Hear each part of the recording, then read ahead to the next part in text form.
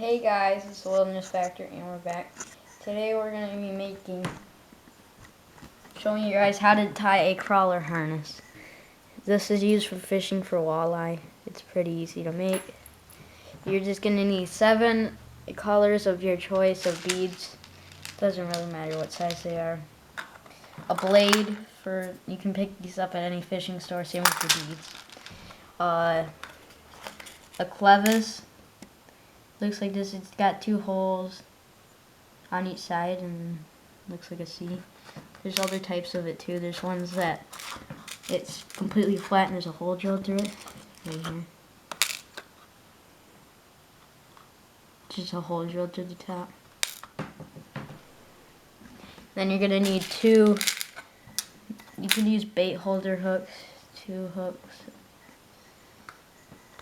If you want to make a smaller one, you can use like fly hooks. Large like fly hooks for like streamers. Yeah. And you're going to need your 20-pound test, a pair of scissors, or I use vertical cutters, and a tape measure. And then these are used to hold the thing on there, the crawler harness. I'll show you right here. Okay, this is how you wrap the crawler harness. There's basically, I'll show you guys at the end. So you take your loop, you stick it over this thing. This is a snell holder, and then you wrap it around the bottom. After you stick the loop up here, just keep wrapping.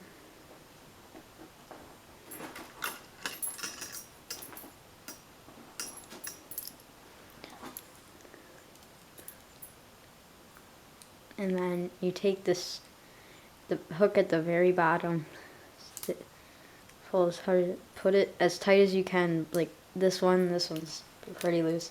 I made a Michigan State one, because I like Michigan State, with the gold blade. And that's how you put it on a snell holder. These are called snell holders. These are very good to hold these. Otherwise, the reason I have all this stuff is because someone didn't want to untangle all of their crawler harnesses, because there's like 50 of them that were tangled up and the rest were not. So he didn't want them anymore, so he would just make his own. But he bought a ton of these, but they were all tangled up, so I had to cut them open and get all of this stuff out. And these are pretty cheap. You can get them off of Amazon probably. They're called snell holders. Let's get this starting to make a crawler harness. Okay, so you want to mark your tape measure at about 48 inches or 4 feet right here. That's just 4 feet. And then what you do is you can take your line, set it down at the 4-foot mark.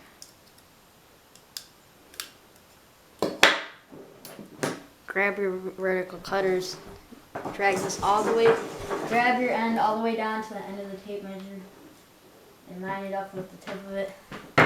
Bring it down like this. Grab the line where it was, and then snap it. And then you have your 4 feet of line, and make sure it's 20-pound test, or else it will snap. Because a lot of pike also like to bite these. You don't really need your tape measure anymore after that.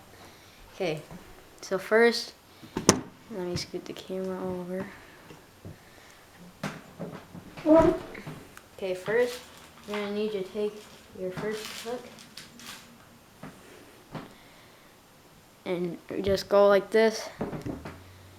Take the eye of the hook, put your line through the eye of the hook, so then it's like that. You can pull it a little bit, so then it's like that. And then you wrap it around the hook 8 times. 1, 2, 3, 4, 5, 6, 7, 8. So then it looks like that, where all the line is wrapped around it. And then you stretch the line out and grab the very tip of the line way up here. So then you still have your hook like this. You take it and put the tip of it through there, and then you just pull it all the way through. Once you put it through the eye of the hook, it just tightens itself. Now you can just go like that. Make sure it's all tight. and then it locks it in, so it's not going anywhere. And then you can take your vertical cutters and snip off the excess, but you want to leave a little bit just in case the line gets moved. So I'll cut it so then there's still like a 1/4 inch or a centimeter left of line. Okay, so that's how you get your first hook on, and then you take your next hook, do basically the same exact thing. You just slide, put it through the eye of the hook from underneath it, the same way that you did the second one. And then you slide it all the way down to this one. So then you put your second one on there. So then you have two, and you want it about 1 inch apart from eye of the hook to the bottom of the hook. Okay, then wrap it around the shaft of the hook 8 times. 1, 2, 3, 4, 5, 6, 7, 8. Take the very tip of the line right back here, and then stick it through the eye of the hook, and pull, and then tighten it all the way up. Okay, now that's the easiest part. So now you have your 2 hooks tied on like that. So that's tied how a Snell is tied. Then after that part, you're going to want to take any color of beads you want.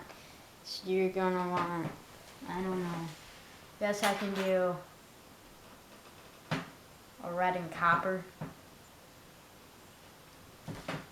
So you're going to want, so pick out your blade, just let your blade sit there. You're not going to really need it until you do it. Make sure you have your clevis, set it down. You don't need to put it on yet. Okay, for the next part is what you do is you pick any beads of that color you want. I'm just going to do all red. You can mix match them all you want. You take your beads, you just put them on one by one. But you only want to put on like 6 beads. It's 2. So far I have 2 beads that I put on the line.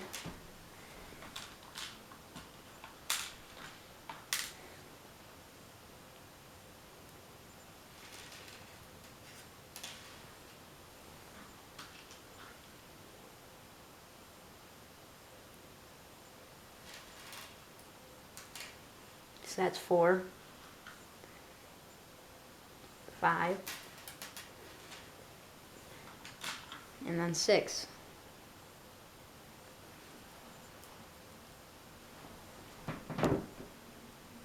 Six beads.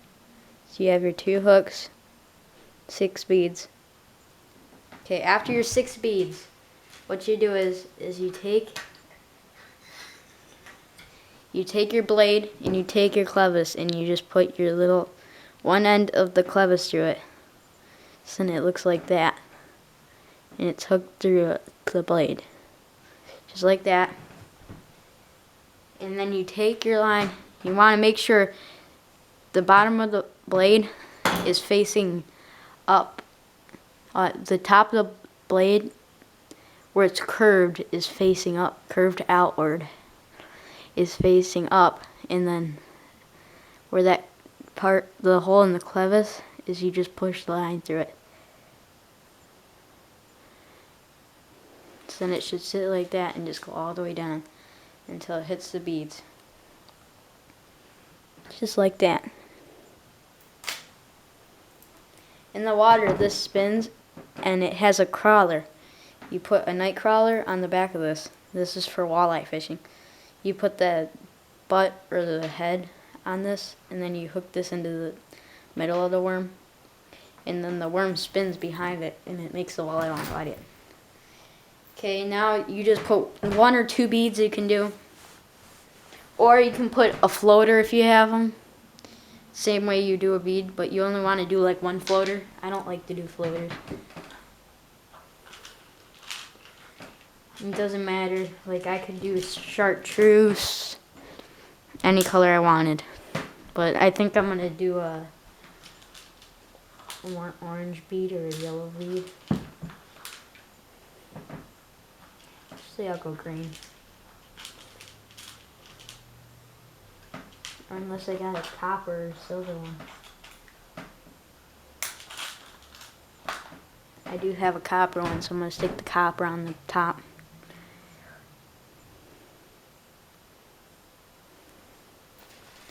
So then once you have that, it should just be like that. You have your blade that goes on like this. And then you have your 2 hooks down here. Okay. So when you go all the way up like this, you're going to want to make a loop. Tiny loop. Just like that. So then you have a line, you push it up against it, and then you wrap it around your finger. So then it's right there. And then you pull it off your finger. You basically just want to knot it. See, I messed up.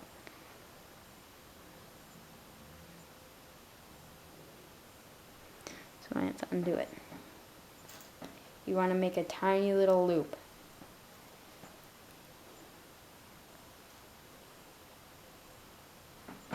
So there's my loop. Put it over my finger. Get a little bit bigger. Put it over my finger. And then start pulling it off of the finger. Once you have it tucked under like this, pull it off. Start trying to put and leave it on your fingertip. And then when you pull it off, you just tuck this little loop in inside both of them. And then once it's like that, you just pull on it. And there you go. So when you have the bottom bouncer, or if you use the floater, you don't need the bottom bouncer. I don't know how you do it. But I know only how you bottom bounce it. But you clip this onto your bottom bouncer, and then this trails behind it. And that's how you do it. And then I'll show you guys again how to put one on this. Say like this is already clipped on right here. So you want to do the opposite end. You just put the little loop on here. And then wrap it all the way up like this.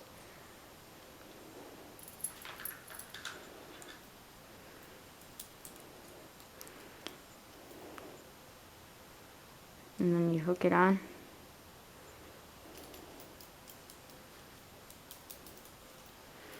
I guess one's gonna be hooked down right here. And there you go. That's how you make a crawler harness. And you can make them out of any color you want, as long as you have the right equipment.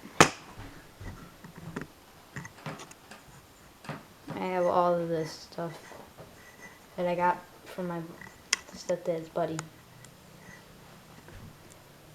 Well, thanks for watching on the Wilderness Factor, and I hope you guys can catch some walleye in the next couple days in Michigan.